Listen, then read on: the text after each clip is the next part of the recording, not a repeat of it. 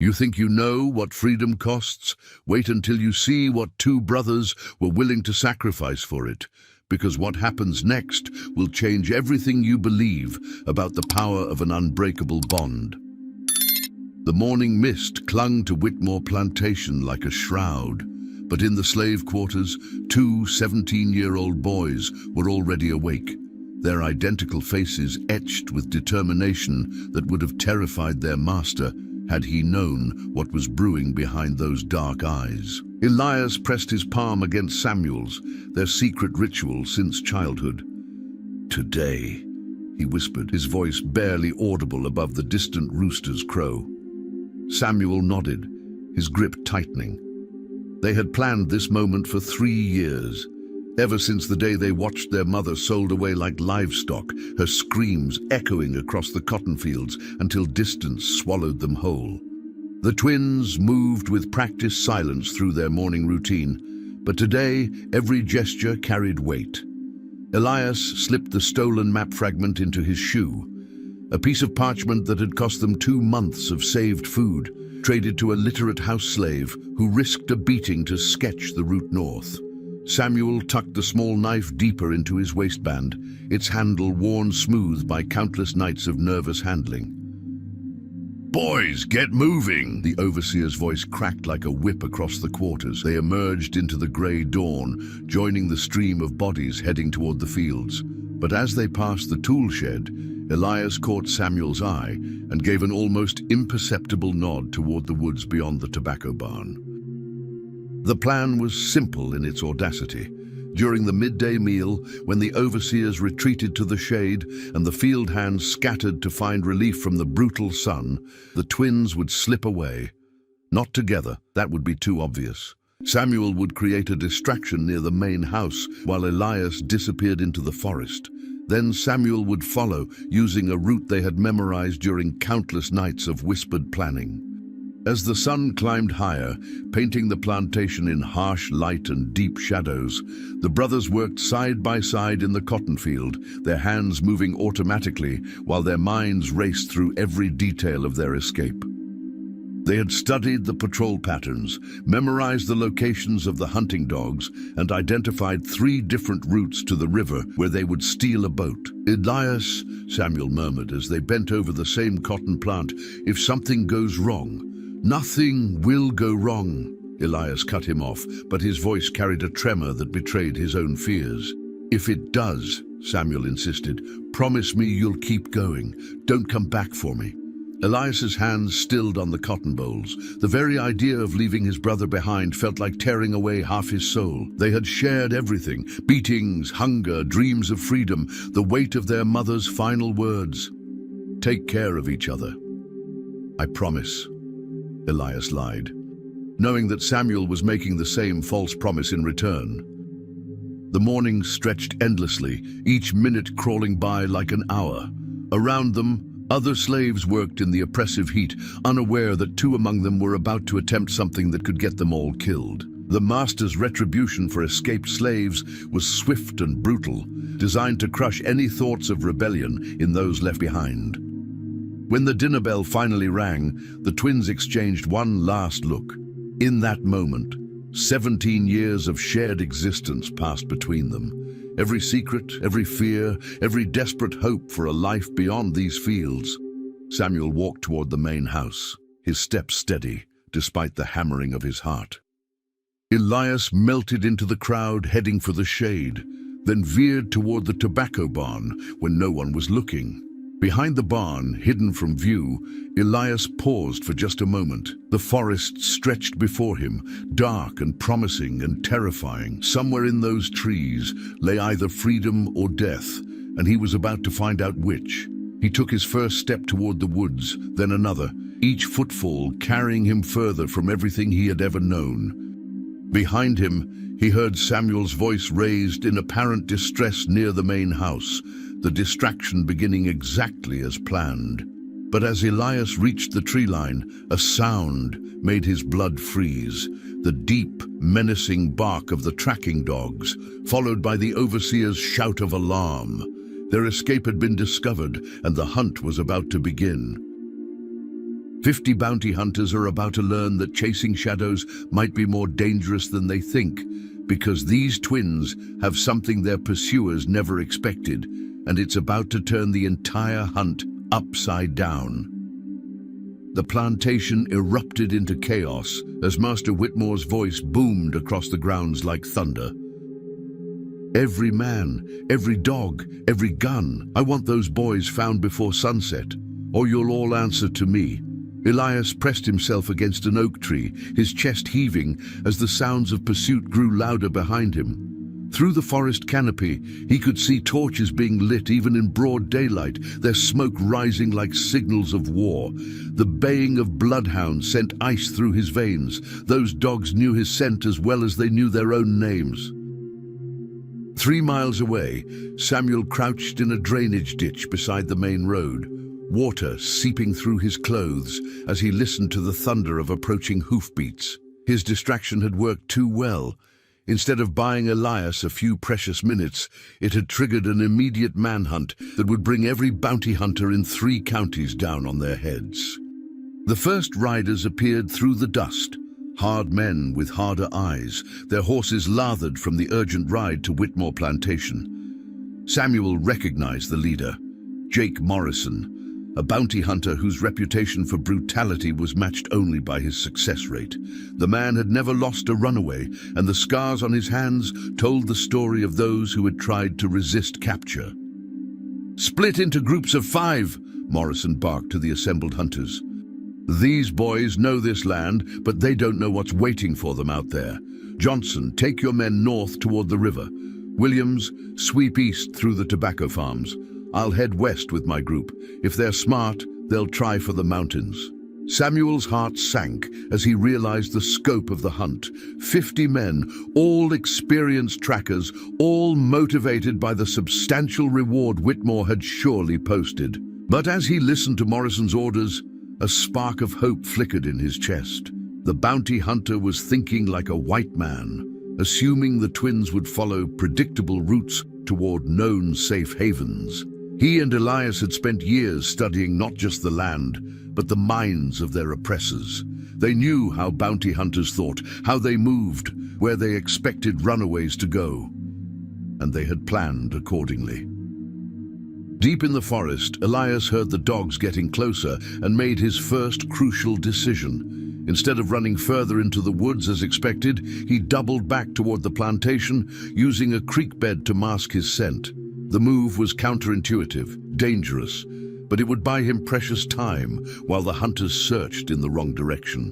As he waded through the shallow water, Elias thought about the stories their mother had told them, tales of other runaways who had succeeded not through speed or strength, but through cunning.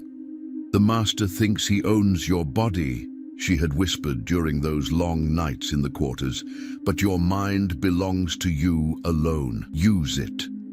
Samuel waited until the last group of riders disappeared down the road before emerging from the ditch. His clothes were soaked and muddy, but that would actually help. He looked like any other field hand who had been working in the wet ground. He began walking south, away from where the hunters expected him to go, his pace steady and unremarkable. The key to their plan lay in separation and misdirection.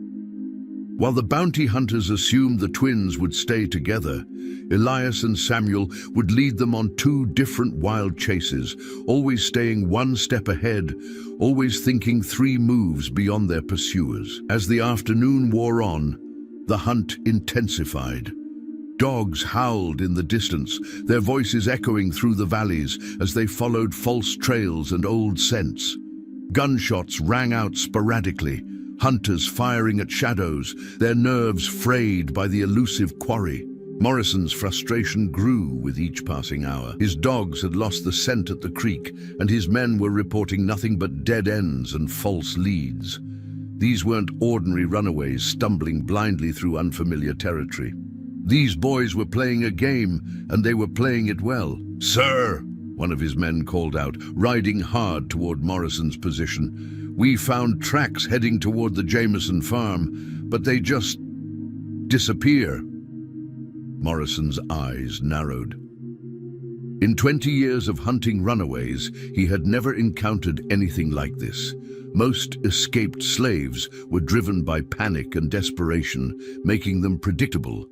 But these twins seemed to be operating with a level of planning and intelligence that made his skin crawl. As darkness began to fall, Elias and Samuel were exactly where they had planned to be, alive, free, and completely invisible to their pursuers. But they both knew this was only the beginning. The real test would come in the days ahead, when hunger and exhaustion began to take their toll, when the net of hunters tightened, and when their carefully laid plans would face the ultimate challenge. In the growing twilight, 50 bounty hunters made camp, their confidence shaken but their determination unbroken. They had no idea that their quarry was watching them from the shadows, learning their habits, studying their weaknesses, and preparing for the next phase of a game that would test everything they thought they knew about the hunt. The twins had vanished like smoke, but Morrison knew they were still out there, still running, still one step ahead. What he didn't know was that Elias and Samuel weren't just running from something. They were running toward a destiny that would challenge everything the bounty hunters believed about who held the power in this deadly game of cat and mouse. What the bounty hunters discover next will shatter everything they thought they knew about tracking runaways, because sometimes the hunted become the hunters, and the game changes completely.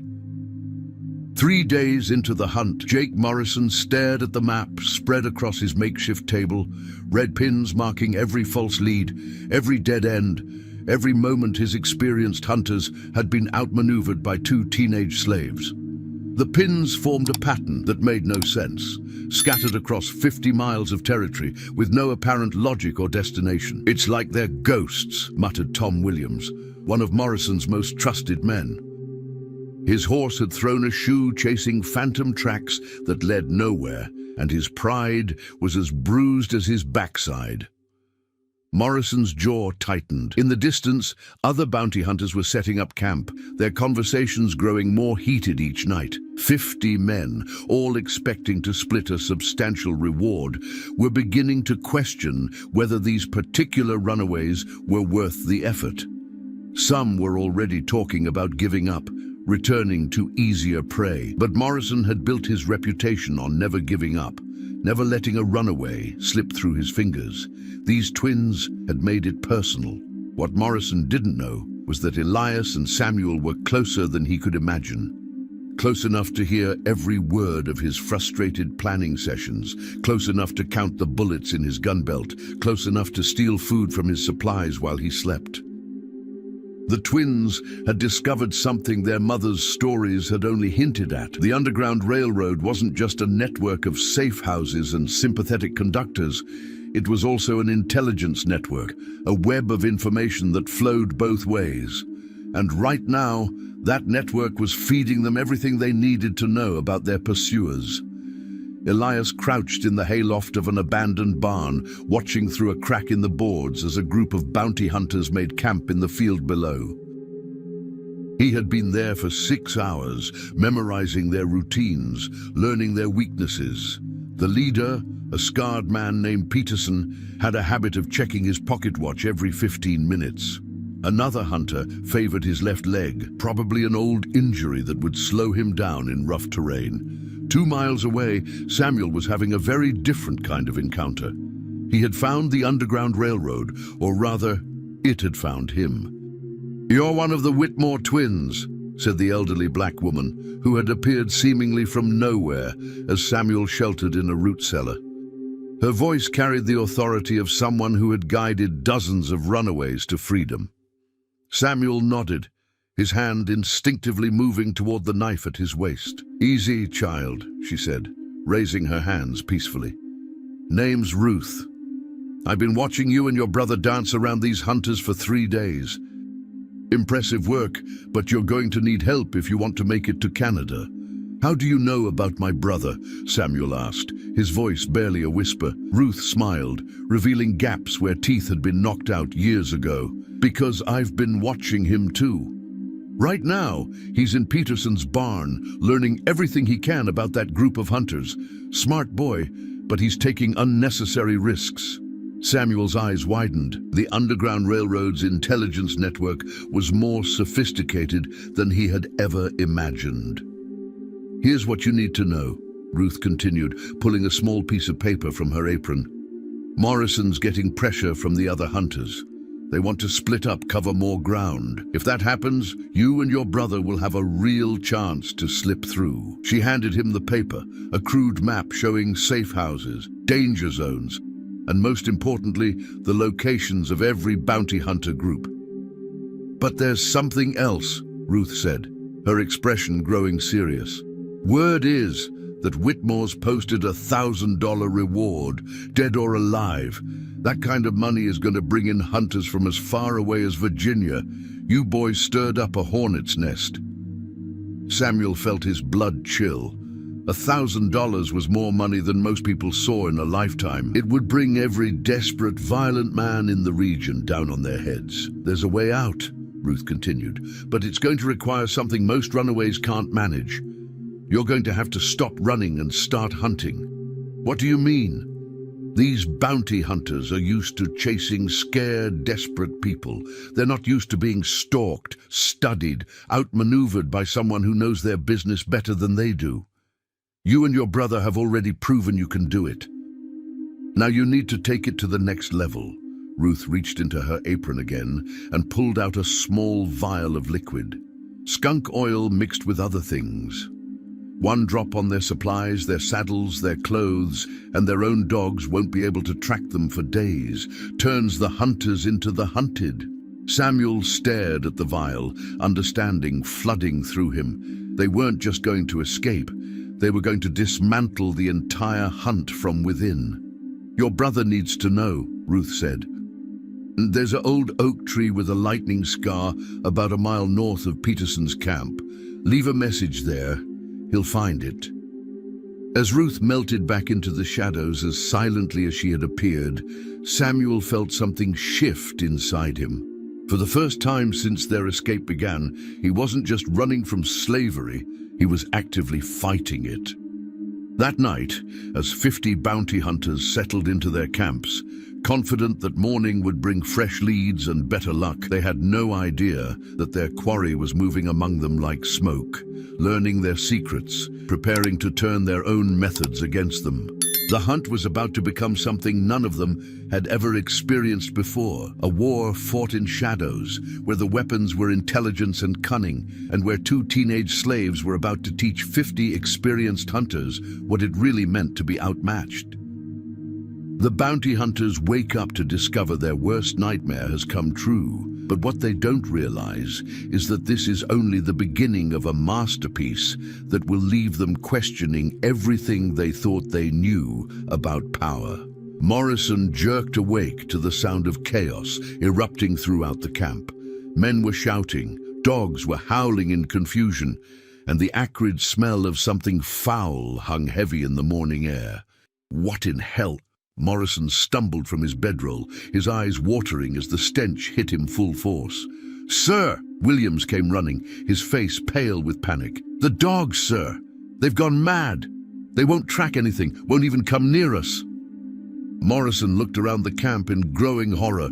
His prized bloodhounds, worth more than most men's annual wages, were cowering at the edge of the clearing, whimpering and refusing to approach their handlers. The horses were equally agitated, stamping and snorting, their eyes rolling white with fear. "And that's not the worst of it," Williams continued, his voice cracking. "Check your gear, sir."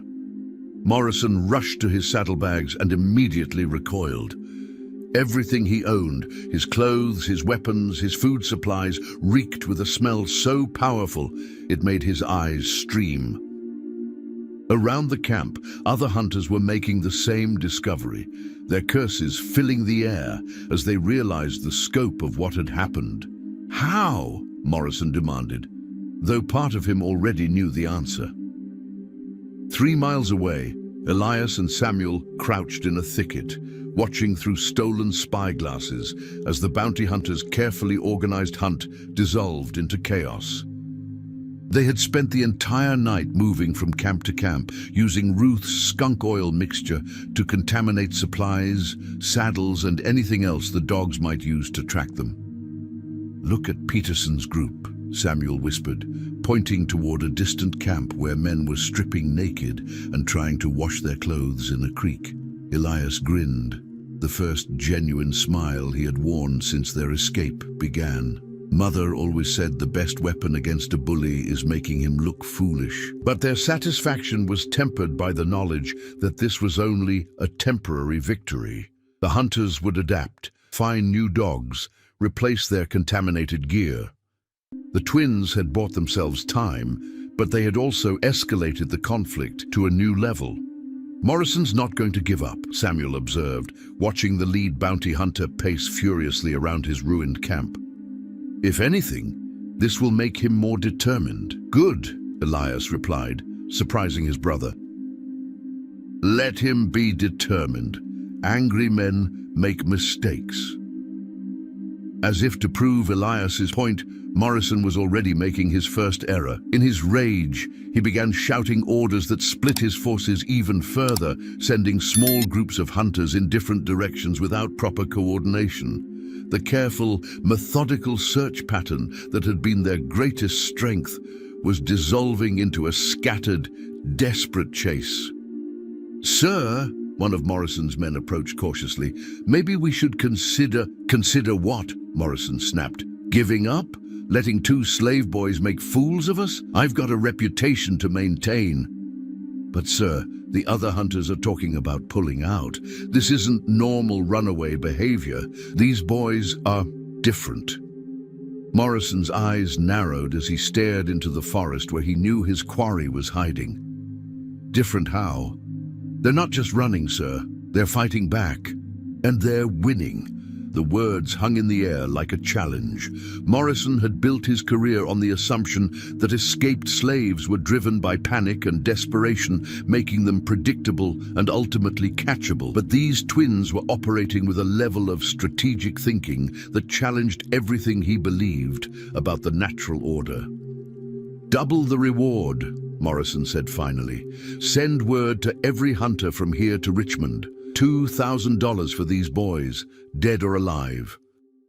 His men exchanged worried glances. $2,000 would bring in every desperate criminal and failed bounty hunter in the region. Men who cared nothing for the careful protocols that kept the hunt from becoming a bloodbath. Meanwhile, Elias and Samuel were receiving their own intelligence update. Ruth appeared beside them as silently as before, her face grave with new information. "Morrison's raising the bounty," she said without preamble. $2,000. That's going to bring in the worst kind of men, killers who don't care about bringing you back alive. Samuel felt his stomach drop. "How long do we have?" "Word travels fast when there's that kind of money involved. Maybe 2 days before the real wolves start arriving." Ruth studied the twins' faces, seeing the fear they were trying to hide. "There's something else you need to know. The railroad's been watching this hunt, and we've made a decision. You boys have proven something important. That slaves can fight back, can outthink their oppressors. That's a message worth protecting." She handed Elias a small package wrapped in oilcloth. Maps, supplies, and contacts all the way to Canada. "But more than that, you're not going alone anymore. The railroad's going to help you turn this hunt into something the bounty hunters will never forget." "What do you mean?" Elias asked. Ruth's smile was fierce and proud. "You've already shown 50 experienced hunters that they don't know everything about tracking runaways. Now, we're going to show the whole South that the Underground Railroad isn't just about hiding. Sometimes it's about fighting back." As Ruth disappeared once again into the forest, the twins looked at each other with a mixture of fear and determination. They had started this journey as two scared boys, running for their lives. But somewhere in the past few days, they had become something else entirely. Symbols of resistance, proof that the oppressed could become the oppressor's worst nightmare. The hunt was about to enter its most dangerous phase, but for the first time since their escape began, Elias and Samuel weren't just trying to survive, they were trying to win. The new hunters arriving aren't like the others, and what they're planning will test everything the twins have learned. But sometimes the most dangerous predators make the biggest mistakes. The sound of approaching riders cut through the morning mist like a blade. But these weren't the organized, methodical bounty hunters Morrison was used to working with. These were wolves drawn by the scent of unprecedented money, and their leader was a man whose reputation made even hardened criminals cross themselves and pray. "Jeremiah Cross," Morrison muttered as he watched the newcomer dismount.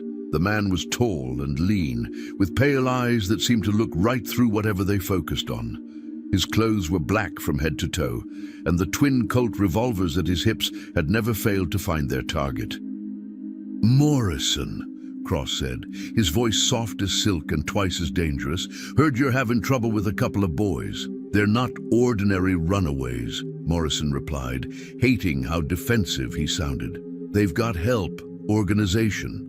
Someone's been teaching them." Cross smiled, revealing teeth filed to points, an affectation that had terrified countless victims in their final moments.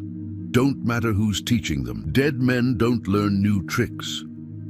Behind Cross, a dozen of the most vicious men Morrison had ever seen were setting up camp. These weren't bounty hunters in any traditional sense.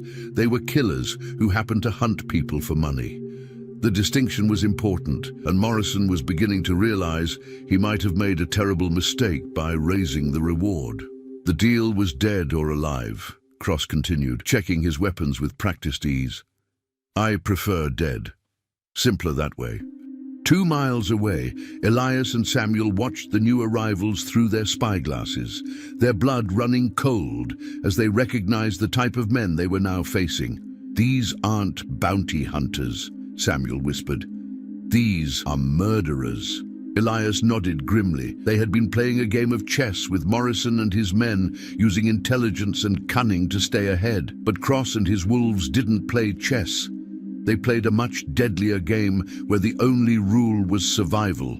"We need to warn the railroad," Elias said. "If Cross finds any of the safe houses..." He didn't need to finish the sentence. Both twins knew what men like Cross did to anyone who helped escaped slaves. The Underground Railroad had survived by staying hidden, but their recent support of the twins had made them visible, vulnerable. Ruth found them before they could find her, materializing from the forest with an urgency they had never seen before. "Cross," she said simply, and the twins knew she had been watching too. "You know him?" Samuel asked. "Know of him. He's killed more runaways than any man alive, and he doesn't stop with the runaways. Anyone who helps them, anyone who gets in his way, they all end up dead." Ruth's usual calm was cracked, revealing the fear underneath. "The railroad's pulling back.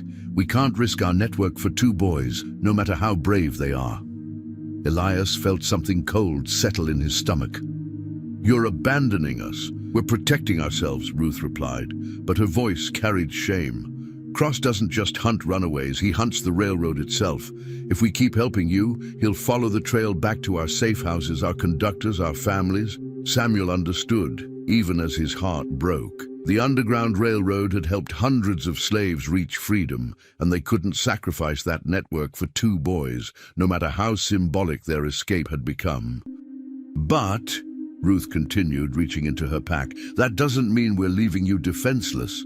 She pulled out a leather pouch that clinked with the sound of metal. "Bullets," she explained. "Special bullets. The railroad's been preparing for men like Cross for years."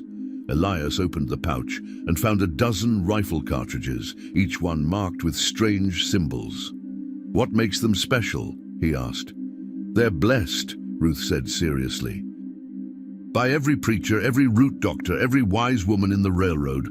Some folks might call it superstition, but Cross and his men believe in curses, in justice coming back to haunt them. These bullets carry the weight of every slave who died trying to be free." She handed Samuel a rifle wrapped in oilcloth. "It's old, but it shoots true. And sometimes, when you're fighting evil, you need more than just skill. You need righteousness." As Ruth prepared to leave them for what might be the last time, she gripped both twins by the shoulders. "You've already won something important," she said. "You've shown that slaves can fight back, can outthink their masters. That message is spreading through every plantation, every slave quarter from here to Georgia. Whatever happens next, you've already changed things." After Ruth disappeared, the twins sat in silence, processing the magnitude of what they now faced. Cross and his wolves weren't just hunting them, they were hunting everything the twins represented, every hope of resistance and freedom. "We could surrender," Samuel said quietly. "Go back to Whitmore, take our punishment. At least the railroad would be safe." Elias looked at his brother with fierce determination. "Mother didn't raise us to surrender, she raised us to be free. Even if it kills us, especially if it kills us, because if we die fighting, we die as free men. And that's something Cross can never take away." As night fell, Cross and his wolves prepared for a hunt unlike any they had conducted before. They had no idea that their quarry was no longer running. They were preparing to make a stand that would echo through history. A final confrontation between the forces of oppression and the unbreakable spirit of those who refused to be broken. The game was about to change one final time. And this time, there would be no rules except survival. What happens when two boys decide to stop running and start fighting will redefine everything you thought you knew about courage. Because sometimes the greatest victory comes from the most impossible choice. The abandoned mill sat beside a rushing creek, its water wheel long since broken and covered in moss. It was here that Elias and Samuel made their decision, a choice that would transform them from hunted fugitives into something far more dangerous. "This is where we make our stand," Elias said, his voice steady despite the magnitude of what they were planning. Samuel nodded, understanding flowing between them without words.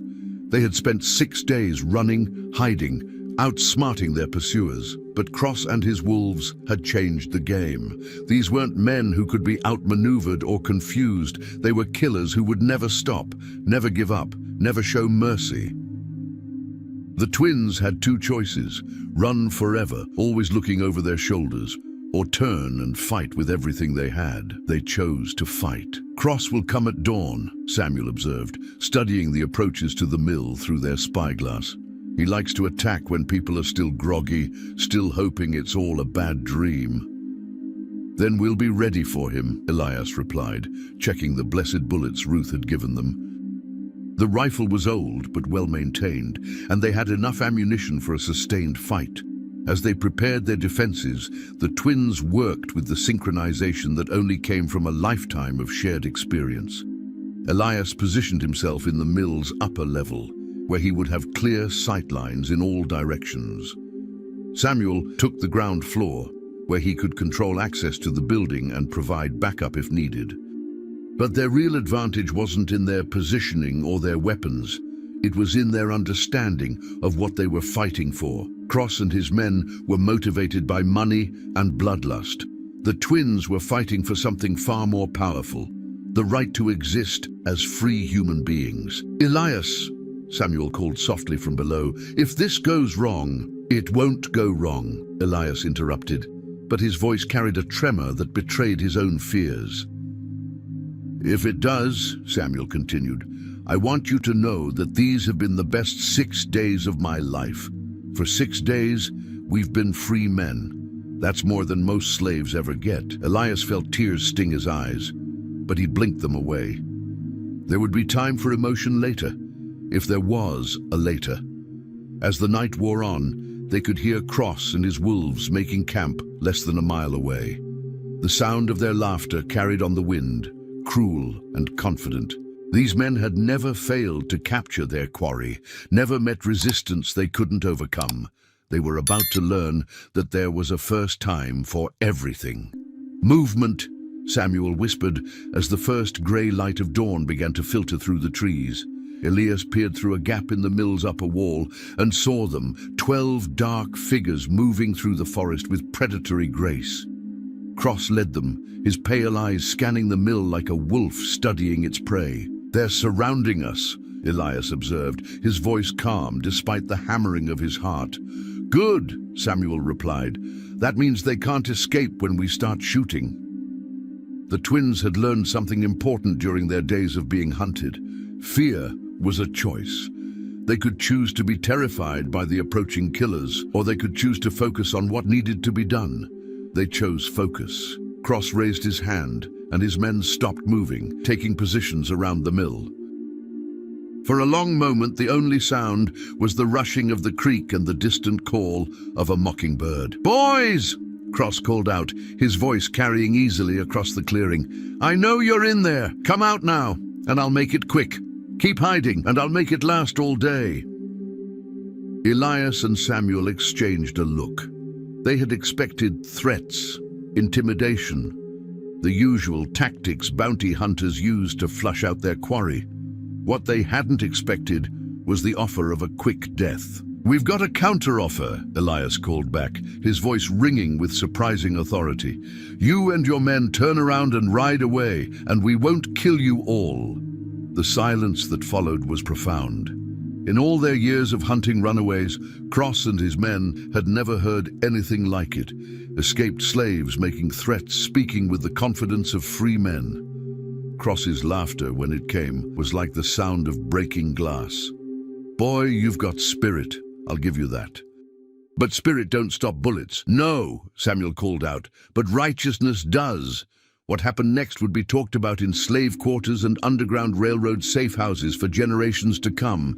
Two teenage boys, armed with an old rifle and blessed bullets, were about to face down 12 of the most dangerous men in the South. The confrontation that followed would prove that sometimes the greatest victories come not from superior numbers or better weapons, but from the unbreakable will of those who refuse to surrender their humanity. Cross raised his revolver, his men tensed for the attack, and in the abandoned mill, two brothers prepared to write their names in history with blood and courage. The final battle was about to begin. The gunfight that erupts will become the stuff of legend, but what the twins accomplish in the next few minutes will echo through every plantation in the South and change the course of history forever. The first shot shattered the morning silence like thunder, Cross's bullet splintering the wood inches from Elias's head. But instead of ducking for cover, Elias rose calmly, sighted down the barrel of Ruth's blessed rifle, and fired. The bullet took Cross in the shoulder, spinning him around and sending his second shot wild. The legendary killer staggered, his pale eyes wide with shock, not from the wound, but from the impossible accuracy of a slave boy with an ancient rifle. "Impossible," Cross gasped, but his men were already moving, rushing the mill from 3 directions. Samuel appeared at the ground floor window, the stolen pistol steady in his hands. His first shot dropped the nearest attacker. His second sent another diving for cover behind a fallen log. These weren't warning shots or lucky hits. They were the precise, calculated shots of someone who had spent years studying his enemy's weaknesses. "They're just boys," one of Cross's men shouted, but his voice carried fear instead of confidence. "Boys don't shoot like that," another replied, pressing himself against a tree as Elias's rifle cracked again from the upper floor. What Cross and his wolves didn't understand was that they weren't fighting ordinary escaped slaves. They were fighting 2 young men who had spent their entire lives preparing for this moment, studying, planning, learning everything they could about the men who hunted their people. Elias worked the rifle's bolt with practiced efficiency, each shot carefully aimed, each bullet carrying the weight of generations of oppression.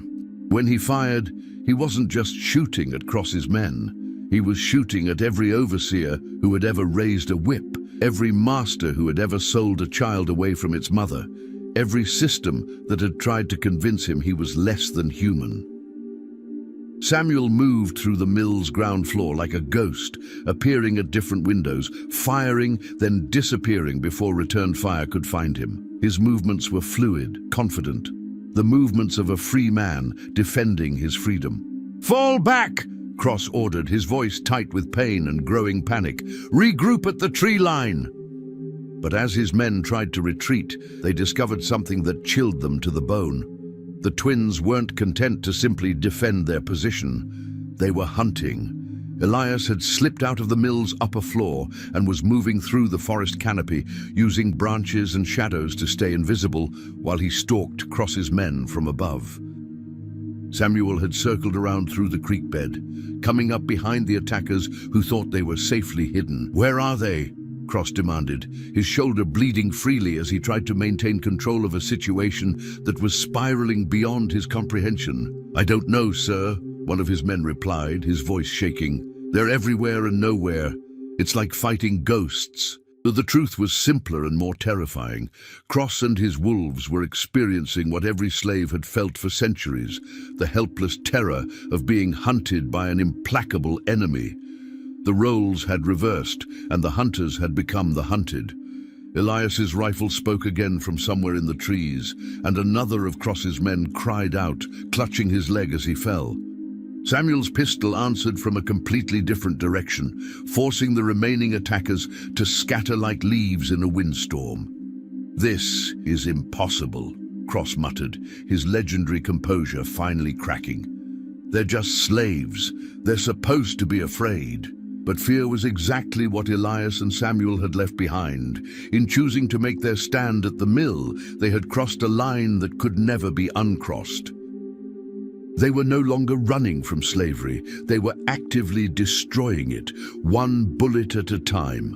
The battle raged for another hour, but the outcome was never really in doubt.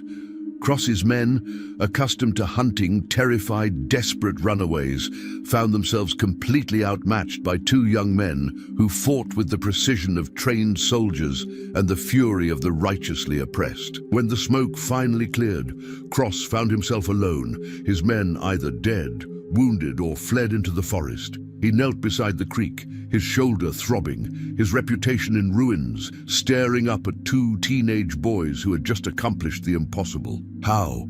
he whispered, the question torn from his lips by disbelief. Elias and Samuel stood side by side, their weapons trained on the man who had terrorized the South for decades.